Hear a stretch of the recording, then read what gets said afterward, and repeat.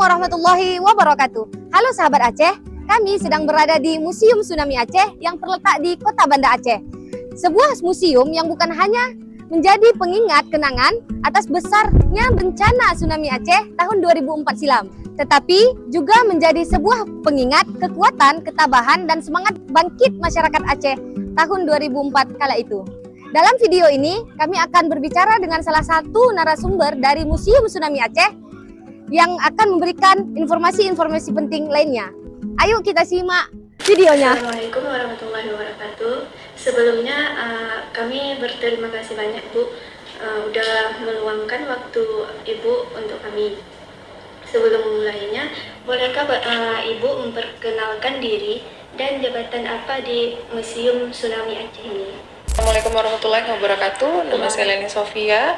Saya bekerja di Museum Tsunami sebagai staf koleksi dan konservasi, namun membantu edukasi juga sebagai guide di Museum Tsunami. Bisa dijelaskan bagaimana awal mula berdirinya Museum Tsunami ini dan apa tujuan utama dari pembangunan Museum Tsunami ini? Museum Tsunami ini dibangun atas proses sayembara dan juga karena terjadinya tsunami. Jadi sebelum tsunami kita nggak ada Museum Tsunami, ya. Dibangun tahun 2007, selesai 2009, kemudian dibuka untuk umum tahun 2010. Pengisian sarana prasarana diresmikan oleh Bapak SBY pada tahun 2011. Kalau sebelumnya itu belum lengkap koleksi ataupun sarananya, di 2011 itu baru lengkap, begitu. Dibangun oleh proses sayembara.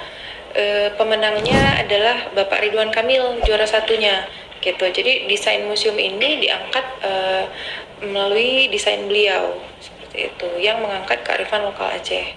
Kami ingin bertanya lanjut tentang di sini Museum Tsunami Aceh ini kan memiliki koleksi yang unik dan maknanya begitu dalam tentang desainnya, arsitekturnya. Itu makna dan dari desainnya itu bagaimana? Kalau desain Museum Tsunami, kalau kita lihat dari luar, itu ada kulit yang berbentuk anyaman atau dinding dari Museum Tsunami yang warna coklat, yang bentuknya silang-silang. Itu adalah dari gerakan tari saman, tari tradisional Aceh. Dia itu simbol keakraban atau simbol kekompakan masyarakat Aceh. Kemudian kalau dilihat dari sisi kolam di bawah, itu ada bentuk pilar-pilar atau tiang-tiang. Jadi filosofinya itu mengangkat rumah tradisional Aceh yang bentuknya tipe panggung atau areal terbuka di bawah. Jadi rumah tradisional Aceh itu pada saat tsunami itu selamat dari terjangan tsunami. Begitu. Sehingga dibangunnya Museum Tsunami ini bentuknya tipe panggung yang diusahakan, ya, sebagai escape building, yaitu bangunan penyelamatan sementara yang tipenya panggung tadi. Kemudian kita ada 4 lantai yang bisa diakses oleh publik, itu lantai 1, 2, dan 3. Itu untuk sarana edukasinya. Namun kita punya rooftop. Rooftop itu adalah sebagai sarana evakuasi, tidak dibuka untuk umum, dibuka ketika terjadi bencana. 2012 itu pernah diisukan tsunami, gempanya kuat 8,4 skala Richter. Anak sekolah di sebelah, masyarakat di sekitar kami arahkan ke rooftop untuk menyelamatkan diri sementara, seperti itu. Yang kemudian ternyata tidak tsunami, mereka kembali ke rumah. Jadi fungsi dari Museum Tsunami itu ada 3, sekarang nambah 1 jadi 4. Yang pertama sebagai sarana edukasi, yang kedua rekreasi, yang ketiga evakuasi, dan yang keempat mitigasi, begitu. Bagaimana bentuk edukasi kreatif anggota Museum Tsunami Aceh dalam mendukung kegiatan museum seperti pameran, edukasi, dan promosi? Kita ada kegiatan setiap tahun namanya Smongbox. Smongbox itu terdiri dari materi dan kita melibatkan siswa-siswi di Kota Banda Aceh untuk mereka kita kasih simulasi juga. Terus kita kasih tahu bahwa kita ada sarana evakuasi di atas. Begitu. Jadi itu salah satu kegiatannya. Yang kedua, kami pameran keliling. Pameran keliling itu pernah kami laksanakan juga di sekolah di sekitar museum. Jadi di pameran keliling itu ada koleksi itu bercerita, kemudian kita di situ ada pemandunya yang menyampaikan bahwa supaya siswa-siswi itu minat datang ke museum. Datang ke museum tidak hanya foto-foto, tidak hanya melihat vibes-nya, tapi mereka juga memahami bahwa ada step-step loh, gimana sih cara kita menyelamatkan diri. Kemudian ada step-step ketika terjadinya tsunami. Oh, gempa dulu. Oh, kita harus ke bukit. Oh, kalau gempa kita harus taruh tas di atas kepala. Oh, saya kalau misalkan gempa, orang tua saya di rumah, saya jangan pulang ke rumah, tapi saya cari titik kumpul. Seperti itu. Jadi step-step itu sudah kami sosialisasikan sejak tahun 2018 atau 2019, kayak Smallbox tadi, pameran keliling. Dan dulunya kami ada seminar kebencanaan, seminar kajian.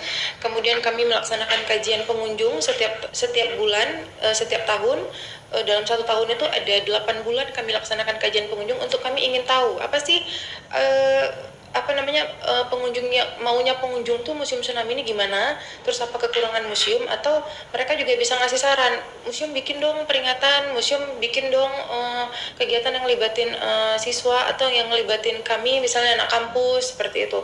Jadi kita minta outputnya tuh dari memang masyarakat langsung, begitu. Kami juga ingin tahu apakah Museum Tsunami Aceh memiliki program membership atau bentuk kerjasama khusus dengan lembaga lain seperti sekolah, kampus, atau komunitas baik luar maupun di dalam negeri yang mendukung kegiatan edukasi kebencanaan. Kita ada sekolah di Banda Aceh, mungkin yang lebih dekat ke Museum Tsunami, sekolah-sekolahnya kayak SMP 1, sebelah Budi Dharma gitu, SMP 17, SMP 11, karena mereka sekolah model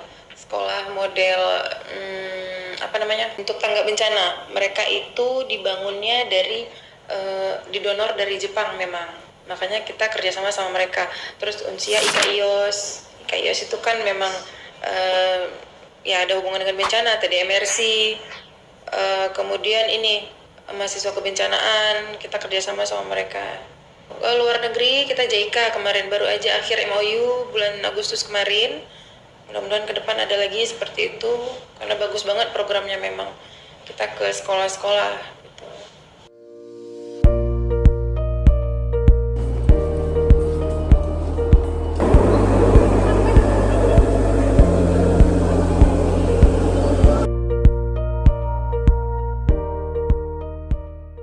Jadi di ruang terbuka ini menyajikan berbagai pameran yang dimana di sini ada menampilkan tentang jejak peristiwa tsunami pada masa dahulu. Ini adalah ruangan yang dimana letak nama-nama para korban-korban tsunami Banda Aceh 2004. Jadi di sini kita bisa melihat semua nama-nama para korban pada masa itu. Jadi di sini saya sedang berada di lorong kebingungan yang dimana di sini tertulis asma-asma Allah. Ini adalah jembatan perdamaian. Pada masa itu masyarakat Aceh penuh harapan baru, jadi disimbolkan dengan jembatan perdamaian.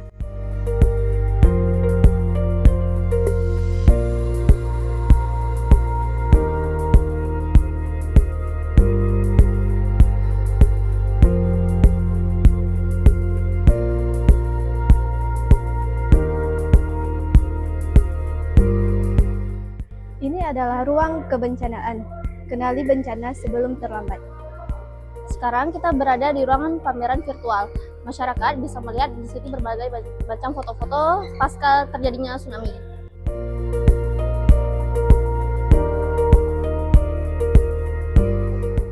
Aceh tidak hanya memiliki pantai-pantai yang indah, tapi juga menyimpan pesona-pesona yang tak terhingga.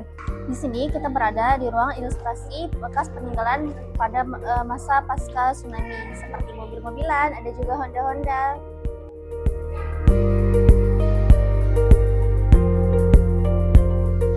Ruangan ini menyajikan gambar ilustrasi sebelum dan sesudah tsunami.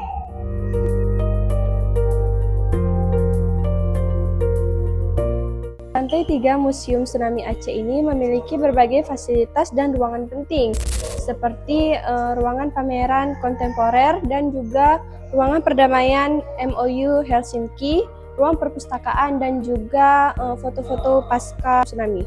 Ini adalah ruangan Galeri Perdamaian Aceh MOU Helsinki.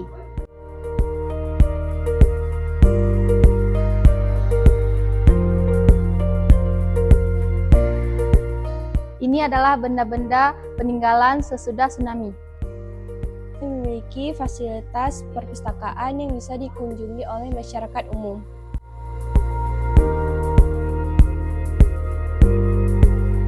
Abang kan siap berkunjung dari Museum Tsunami ini. Jadi menurut abang-abang yang dari Museum Tsunami ini yang menjadi kelebihan atau ketertarikan kalian dari sini setelah berkunjung itu apa? Kalau menurut saya karena gedungnya yang bagus, Gedungnya terus saya pengen tahu juga kenapa bagaimana terjadinya tsunami Aceh itu. Menurut abang? Kalau saya sama lihat dari bangunan dari museum ini ya lumayan modern gitu kan. Lalu salah satu kelebihannya itu dari peristiwa-peristiwanya, peninggalan-peninggalannya, barang-barang yang asli yang dari peristiwa tersebut terpampang di sini itu. Lalu setelah kalian berkunjung di Museum Tsunami ini, menurut kalian yang harus diperbaiki atau ditingkatkan dari Museum Tsunami Aceh ini, misalkan kayak pelayanan atau fasilitasnya itu emang ada yang perlu diperbaiki lagi atau udah pas gitu? Kalau menurut saya pribadi kayaknya tidak ada, tapi kalau dari segi pelayanan saya merasa kurang agak tertarik karena pelayanan. Karena nggak ada yang menjelaskan itu apanya. Oh, nggak ada yang ngarahkan kita pas Iya. di dalam gitu ya? Kalau dari saya, dari fasilitas dan pelayanan menurut saya itu sudah pas, terutama di perpustakaan tadi ibu-ibunya tadi ramah gitu. Makasih Bang ya. Oke, makasih Kak. Ya.